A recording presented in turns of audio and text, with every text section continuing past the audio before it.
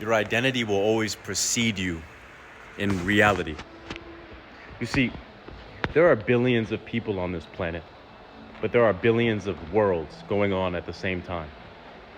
You want me to prove this to you? When was the last time you went out there and drove on the roads, traffic, or walked around? Notice how everyone is experiencing the world differently than you? Maybe you're rich, maybe you're poor, maybe you're somewhere in the middle.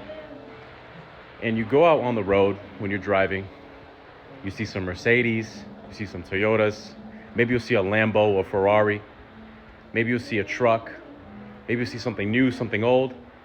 You see every single person driving a car or a different car, they all have manifested that vehicle.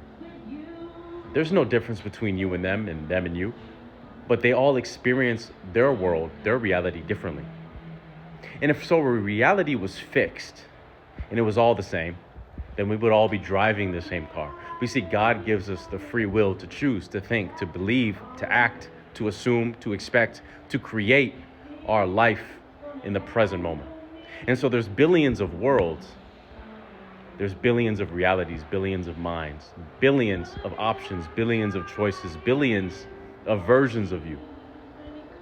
You have the option to choose. You're not fixed on one state, even if it looks like you are, even if it looks like the world is against you, even if it looks like there is no hope. It's just an illusion. You see, in scripture, it says Mark 11:24, that when you pray for something, pray for it as if you already received it.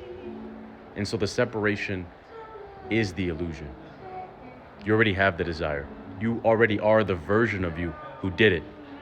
You just need to believe in the idea, the concept that you already have the desire. And you do that by convincing yourself every single day that you already have it. That is the secret. That is how you utilize the creative process. That is how you manifest.